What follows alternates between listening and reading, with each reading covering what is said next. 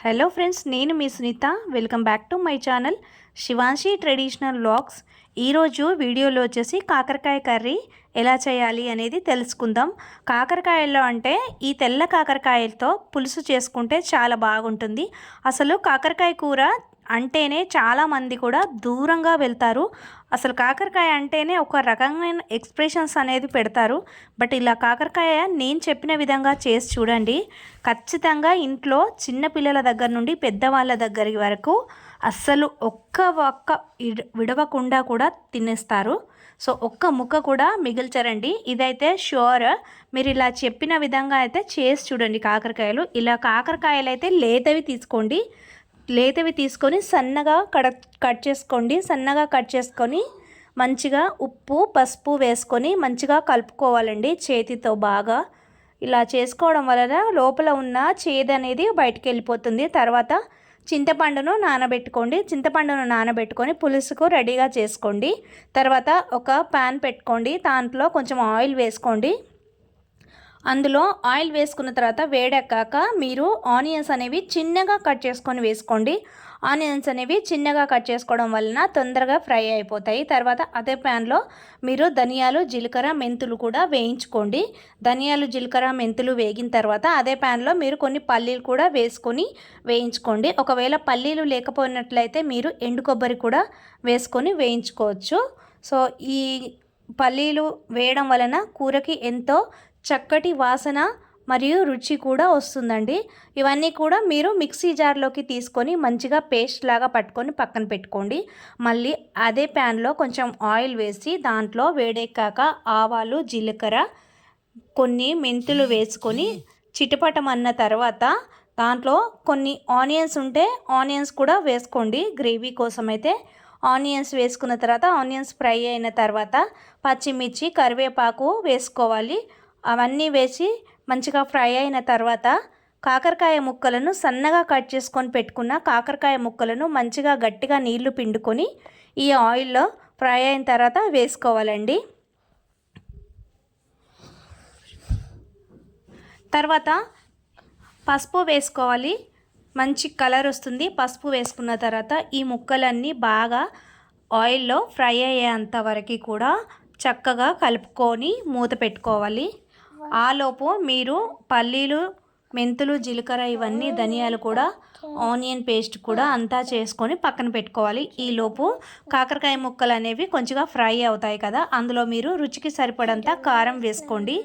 రుచికి సరిపడినంత కారం వేసుకొని కారం అంతా కూడా ముక్కలకు పట్టే విధంగా ఒక 2 నిమిషాలు అయితే మగ్గనివ్వండి.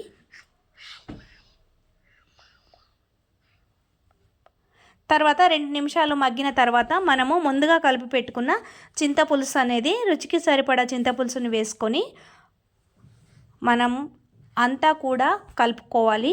కర్రీకి అంతా కూడా పులుసు పట్టేలాగా కలుపుకోవాలి. మీరు చింతపులుసు పోసిన వెంటనే కూడా వాటర్ పోయకండి. చింతపులుసు పోసిన వెంటనే మీరు చింతపులుసును మాత్రమే ఒక 5 నిమిషాలు మీరు లో ఫ్లేమ్లో మరిగించండి. అలా లో ఫ్లేమ్లో మరిగించడం వలన చింతపులుపు అనేది ముక్కలకు పట్టి రుచిగా వస్తుంది కూర అనేది.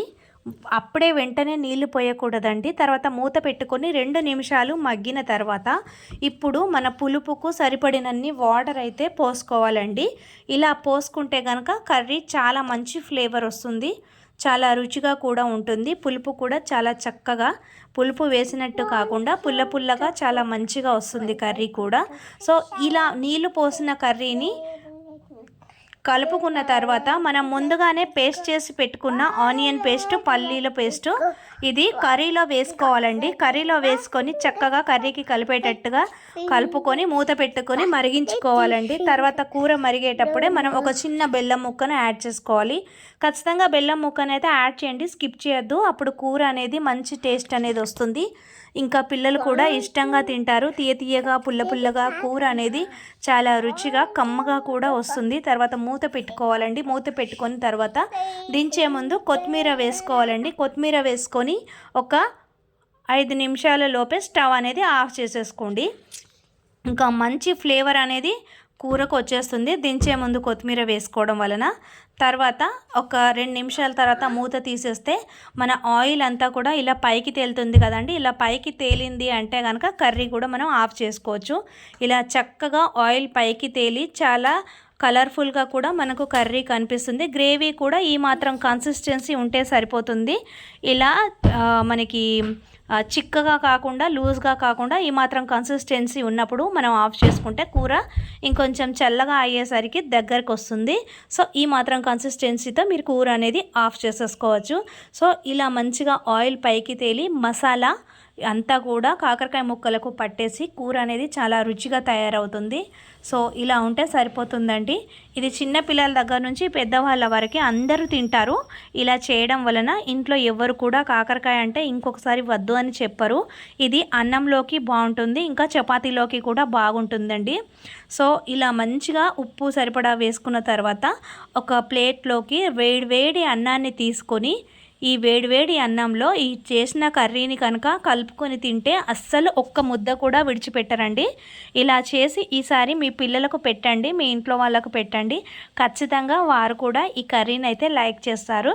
సో మరి ఇన్ని మంచి వీడియోల కోసం నా ఛానల్ని సబ్స్క్రైబ్ చేయండి. వీడియో నచ్చినట్లయితే లైక్ చేయండి. Thanks for watching. బాయ్.